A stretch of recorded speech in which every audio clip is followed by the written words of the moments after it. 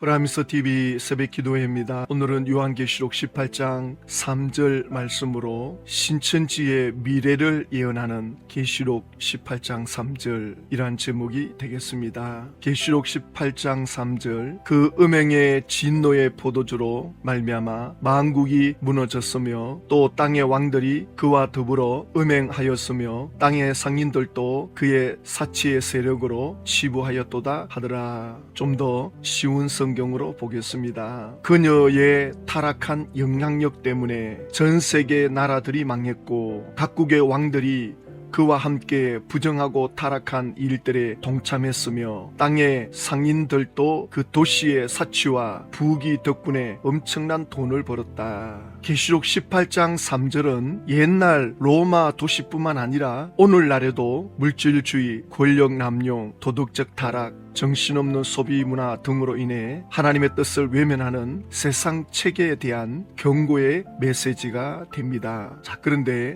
계시록 18장을 강의하는 도마 지파장은 이 모든 음행의 포도주의 초점이 청지기 교육원에 맞추어져 있습니다. 마귀는 그 어떤 것도 두려워하지 않습니다. 단 예수 그리스도의 이름을 두려워합니다. 제발 예수님을 전하지 마라. 제발 예수님을 좀 믿지 마라. 예수님 때문에 마귀가 하늘에서 쫓겨 내려왔거든요. 그래서 예수님을 이길 수는 없고 예수 믿는 신자들, 성도들을 혼미케 하는 겁니다. 복수하는 겁니다.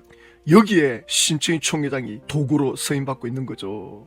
지금 이 세상이 예수님을 믿지 못하는 문화 시스템으로 돌아가고 있는데 종교 지도자라면 이 세상을 어떻게 이길 건가? 이 세상을 어떻게 다스릴 건가? 이 어두운 세상에 빛과 소금이 되는 그걸 가르쳐야 되지 않습니까? 여기에는 전혀 가르침이 없고 오직 개신교를 공격하는데 모든 에너지를 쏟고 있습니다. 도마 지파장이 계시록 18장 3절 설명하는 건 보십시오. 이 음행의 포도주로 만국이 무너졌다 했습니다. 사단과 하나가 되어져서 그 모든 종교 세계에 거짓을 퍼뜨려서 만국이 무너진 것과 다를 바가 없다는 것입니다. 따라서 배도한 장막 성전을 포함한 바벨론 소속의 세상 모든 교회가 바로 만국이 되어지는 것이죠. 그 음행의 포도주가 선악과이고 사람이 연구해서 만들어 놓은 하나님의 주신 것이 아닌 주석이 되겠습니다. 청지기 교육원이 사단과 하나가 되어서 모든 종교 세계에 거짓을 퍼뜨렸다. 그래서 만국이 무너졌다. 그러면 청지기 교육원의 목사들이 언제부터 사단과 하나가 돼가지고 전 세계에 음행의 포도주를 퍼뜨렸습니까? 그러면 청지기 교육원이 등장하기 전에는 전 세계 교회가 없었습니까? 도대체 뭘 말하는지 이해가 안 됩니다. 그러면서 하는 말이 따라서 배도한 장막 성전을 포함한 바벨론 소속의 세상 모든 교회가 바로 만국이 되어지는 것이죠. 전 세계 모든 교회가 바벨론 소속, 청지기 교육원의 소속이다. 이렇게 끼워 맞춥니다. 그러면서 그 음행의 포도주가 선악과이고 사람이 연구해서 만들어 놓은 하나님의 주신 것이 아닌 주석이 되겠습니다. 청지기 교육원이 이 주석집으로 가르친 것이 음행의 포도주다. 그러면 그 내용이 뭔지 좀 밝혀줘야 될 거 아닙니까? 그 내용을 듣기가 너무 어려워요. 무조건 청지기 교육원은 주석집으로 사람들에게 음행의 포도주를 먹인다. 오늘날 개신교회가 그렇게 하고 있다. 자, 오평호 목사님의 말씀을 한번 들어봅시다. 청지기 교육원에 소속된 목사님들이 장막성전에 침노했다 이렇게 주장을 하면서 이분들이 장막성전에 와서 설교를 하고 강의를 했다고 하는데 그랬던 적이 있었나요? 전혀 그런 적도 없고 그런 일도 없었습니다. 아, 그래요? 그 목사님이 이제 그 장막성전 성도님에게 와서 칼빈 주석을 들고 이제부터는 칼빈 교리를 공부해야 됩니다 이러면서 칼빈 주석을 들고 이렇게 얘기하셨다고 하는데 혹시 그런 적이 있어요? 그런 적도 전혀 없습니다. 아, 칼빈 주석 안 가르치셨어요? 안 가르쳤습니다. 그러니까 청지기 교육원 이름으로 장막 성전에 들어가서 행사한 건 없다 하잖아요. 신천지 지파장 강사들은 칼빈 학자가 쓴 책 한 권이라도 읽어보았습니까? 1500년도에 등장한 이 칼빈이라는 사람이 있는데요. 프랑스 출신입니다. 가톨릭으로부터 핍박을 받아서 스위스로 온 거죠. 거기 와서 기독교 강요라는 책을 쓰는데 그 책의 핵심 내용이 이제 칼빈주의 5대 교리가 되죠. 저희들이 신학교 가면 제일 먼저 배우는 교리인데 이 5가지 교리가 첫째는 인간의 전적 부패. 로마서 3장에 나오는 모든 인간은 죄인이다. 모든 인간은 타락한 존재이기 때문에 하나님을 믿을 능력이 없다. 하나님을 찾을 지성이 없다. 그래서 하나님의 은혜로 조건 없는 선택으로 구원받는다. 그리고 제한 속죄. 예수님의 피는 모든 사람을 위해서 피 흘렸지만 믿어야 죄사함 받는다. 믿는 자들을 위하여 피 흘림이 되는 거다. 믿지 않는 자들에게는 속죄가 없다. 얼마나 성경적입니까? 그리고 불가항력적인 은혜. 요한복음 6장 37절에 보면 아버지께서 내게 주시는 자는 다 내게로 올 것이요. 사도행전 15장에 보면 구원받기로 작정된 자들은 다 믿더라. 요한복음 11장에 보면 죽은 나사로를 향하여 예수님이 나사로야 나오느라. 나사로는 지금 육신으로도 죽었고 영도 죽었고 혼도 죽었고 전부 끝장났습니다. 아무 감각이 없습니다. 그런데 예수님이 불러내니까 나사로가 무덤에서 나옵니다. 이게 불가항력적인 은혜입니다. 주님이 부르시면 나올 수밖에 없는 불가항력적인 은혜다. 그리고 성도의 견인 하나님의 자녀들을 하나님께서는 끝까지 이끌어 주신다. 책임지고 보살펴 주신다. 요한복음 10장 28절에 내가 그들에게 영생을 주노니 영원히 멸망하지 아니할 것이요 또 그들을 내 손에서 빼앗을 자가 없느니라. 그들을 주신 내 아버지는 만물보다 크심에 아무도 아버지 손에서 빼앗을 수 없느니라. 예수님께로 나온 하나님의 자녀들을 끝까지 지키신다. 이것이 칼빈의 5대 교리입니다. 이것이 무슨 음행의 포도주입니까? 설령 이걸 가르쳤다 하더라도 이게 뭐가 문제가 되겠습니까? 그리고 1517년도에 종교개혁을 하게 되는데 마르틴 루터는 가톨릭의 신부였습니다. 로마가 기독교 국가가 되고 나서 이제 기독교가 교황 체제로 들어갑니다. 그런데 성당을 크게 짓다 보니까 이 신부들이 교황이 성경을 자의적으로 해석을 하기 시작한 거죠. 절대 권력은 절대 타락을 가져온다. 자기 마음대로 할 수 있는 권한이 있다라고 할 때 사람은 타락할 수밖에 없습니다. 그러면서 그 가톨릭에 대하여 종교개혁을 하는데 그 종교개혁의 5가지 원리. 첫째는 오직 성경, 둘째는 오직 은혜, 셋째는 오직 믿음, 넷째는 오직 그리스도, 다섯째는 오직 하나님께 영광.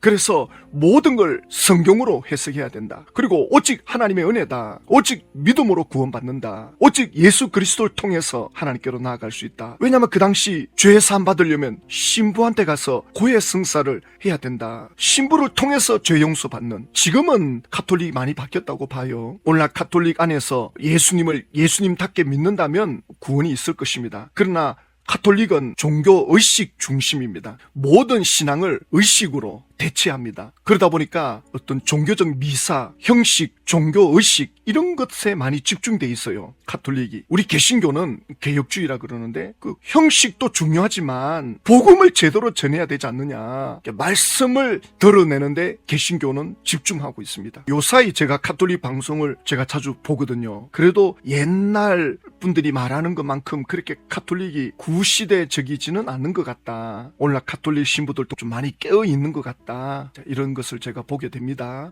그래서 1500년도에 이런 학자들이 종교개혁을 일으킬 때는 오직 성경, 오직 은혜, 오직 믿음, 오직 예수, 오직 하나님께 영광. 왜냐하면 그 시대는 전부 인본주의, 인간 중심, 사람 중심, 성당 중심, 종교 형식 중심 이런 식으로 돌아가니까 뜻있는 사람들이 일어났고 그때 마침 독일에서 인쇄술이 발달되면서 마르틴 루터가 외쳤던 거, 칼빈이 외쳤던 거를 인쇄해가지고 나라 전역에 뿌렸는데 백성들이 그렇지 않아도 불만이 많았는데 성경을 복사해가지고 나눠주니까 백성들이 눈이 열린 거예요. 그래가지고 들고 일어난 거죠. 전 유럽의 개신교가 뻗어나가게 된 거죠. 그러니까 신천지가 칼빈 교리를 가르친 거 가지고 음행의 포도주라 그러는데 칼빈은 철저히 하나님께 영광 돌립니다. 그리고 칼빈은 프랑스 사람으로서 스위스에 와가지고 있었기 때문에 그가 어떻게 사람들을 함부로 죽입니까? 스위스 정부에서 칼빈이 종교 이름으로 사람을 죽이는 걸 내버려 둡니까? 오직 하나님께 영광을 돌리고 오직 성경, 오직 예수 그리스도의 초점에 맞춰져 있습니다. 자, 그러면 신천지가 이걸 가지고 음행의 포도주라 그러는데 그러면 신천지는 뭘 가르치느냐? 신천지에 들어가면 제일 많이 듣는 게 뭡니까? 12지파에 들어와야 구원받는다. 이긴 자가 있는 이 12지파 여기 와야 천국 가는 길이고 여기에 생명이 있고 총회장의 말씀이 진리의 말씀이다. 계속 이걸 가르치잖아요. 그리고 약속의 목자가 있는 이곳에 와야 된다. 약속의 목자를 만나야 된다. 약속의 목자에게 천사도 함께하고 예수님도 영으로 함께하고 하나님의 보좌도 내려와 있고 전부 사람에게 맞추고 있잖아요. 예수님의 이름을 빙자해서 이게 옛날 로마 가톨릭이 처음에 극도로 타락할 때와 다를 바가 없거든요. 사람 중심, 인본주의. 그리고 총회장은 이긴 자다. 그러면서 여기 오면 육체 영생이다. 어제 시몬 지파에서 담임 강사가 하는 말이 너무 힘들지 않느냐, 고달프지 않느냐. 그래서 우리는 역사를 빨리 이루어야 된다. 이 고달픈 수고를 빨리 없애려면 열심히 전도해가지고 역사를 이루어야 된다는 거예요. 육체 영생으로 들어가야 된다는 거예요. 그러니까 그때까지는 우리가 고달프다는 거예요. 이야, 진짜 그걸 내가 듣고 가슴이 미어졌어요. 예수님을 믿으면 지금 하나님 안에서 천국을 누리고, 예수님과 연결되면 생명을 누리고, 세상을 이기고 마귀를 이기고 예수 이름으로 승리하는 삶을 지금 누리면서 사는 건데, 지금은 고달프다. 그때 이루어지면 모든 게 달라진다. 그때까지 우리는 힘든 길을 가야 된다. 이거는 완전히 사람들을 종교 노예로 만드는 겁니다. 그리고 왕같은 제사장이 될 거다. 이미 예수 믿으면 너희들은 택한 족속이여 왕같은 제사장이라고 베드로전서 2장 9절에 말씀해 놓았는데, 이미 예수님 안에 들어오면 왕같은 제사장. 우리가 예수님을 잘 못 믿어서 그렇지, 예수님을 제대로 믿으면 세상을 다스립니다. 세상에 휘둘리지 않습니다. 위로부터 오는 하나님의 그 능력을 입으면서, 위로부터 오는 성령의 기쁨을 누리면서 어둠의 빛이 되고, 슬픔이 기쁨이 되고, 낙심이 희망이 되고, 절망이 소망이 되는 그런 상황으로 바꿔갑니다. 그런데 신천지는 곧 이루어진다는 식으로, 그리고 계시 말씀 실상이 여기에 있다 그러면서 오직 전도, 계속 전도입니다. 어떻게 쓰는지 사람들을 데리고 와야 된다. 그걸로 위안을 받는 것 같아요. 사람들을 모으는 걸로. 그걸로 위로받는 것 같아요. 우리가 살아있다는 이 증명을 사람들을 자꾸 모으는 걸로 자칫하면 거기에 속을 수 있어요. 우리가 예수님을 인격적으로 만나야 됩니다. 주님의 음성을 듣고, 하나님의 음성을 듣고, 성령님이 내 안에서 역사하는 그 성령의 능력을 입으면 마음이 충만해집니다. 사람들 만나는 게 너무 기쁘고, 가족들 만나는 게 너무 즐겁고, 전도는 자동으로 되고, 신앙에 대한 대화는 자연스럽게 됩니다. 내 개인이 하나님의 은혜로 충만해야 됩니다. 이런 것은 없고 전부 인간적인 노력과 수고로 하나님의 은혜를 채우려고 하니 고달픈 거죠.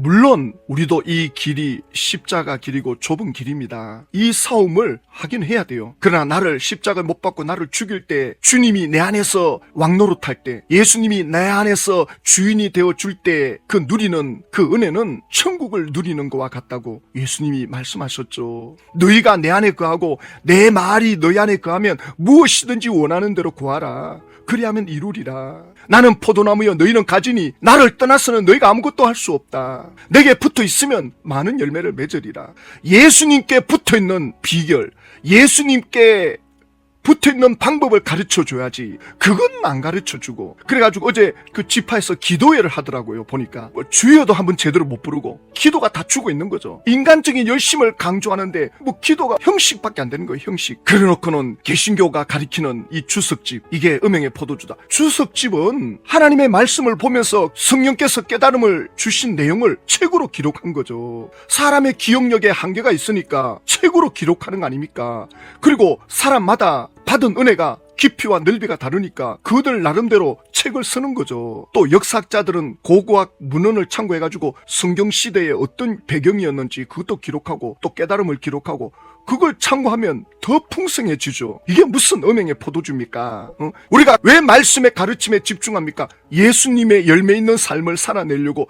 그런데 말씀을 가르친다는 이 총회장이나 지파장들은 전부 인간적인 욕망으로 쫓아가고 있는데, 도대체 누가 음행의 포도주를 먹는 겁니까? 말이 안 돼요. 땅의 상고들도 그 사치의 세력을 인하여 치부하였도다. 그러니까 개신교 목사들이 주석집을 참고해가지고 설교해가지고는 부를 누린다는 거예요. 개신교 목사들 중에 부를 누리는 사람이 몇 명이나 됩니까 도대체? 난 이해가 안 됩니다. 그러면 총회장은 얼마나 겸손하게 삽니까? 지방 집회 가는 거 보니까 승용차 타고 가더만요. 그런데 왜 헬리콥터는 심한 수력 칠 때 탑니까? 그 한 번 탈 때 몇 천만 원 든다는데, 그리고 혼자 별장에서 살고. 아니 도대체 누가 부를 누리는 겁니까? 말이 되게끔 해야죠. 그러면서 신천지에 와야 구원이다, 예수 믿는 거 가지고는 안 된다, 계시록을 배워야 된다. 이건 다른 복음입니다. 다른 복음을 전하면 천사가 와서 전한다 할지라도 저주받는다. 된다. 예수님 외에는 다른 복음이 없습니다. 오직 예수님이십니다. 다른 복음을 전하면 전하는 자도 저주를 받고 듣고 따라가는 자들도 저주받는다. 그럼 저주가 뭐냐? 감옥의 사형수를 생각하면 딱 맞습니다. 저주받은 겁니다. 사형수는 죽을 날만 기다립니다. 거기서 먹고 자고 거기서 사람들 만나서 잠시 재밌게 지낸다고 하지만 사형 선고가 떨어지면 죽어요. 이게 저주입니다. 신천지를 쫓아가다가 죽으면 저주입니다. 지옥입니다. 영적인 감옥에 붙잡혀가지고 거기에 갇혀있는 상태, 자유가 없는, 이게 저주입니다. 하나님의 은혜로부터 완전히 떨어져 나간 상태, 이게 영적인 사형입니다. 이게 저주입니다. 적어도 총회장이 사망하면 내가 다른 복음을 쫓아왔구나, 내가 저주받는 길을 가고 있었구나, 내가 사형수였구나, 두렵고 떨림으로 이걸 보셔야 됩니다. 그리고 예수님께로 돌아오셔야 됩니다. 이 일을 위해서 우리는 기도해야 됩니다.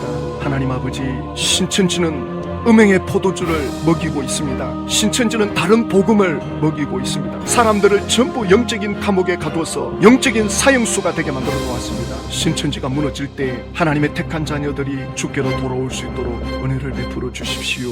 예수님의 이름으로 기도드립니다.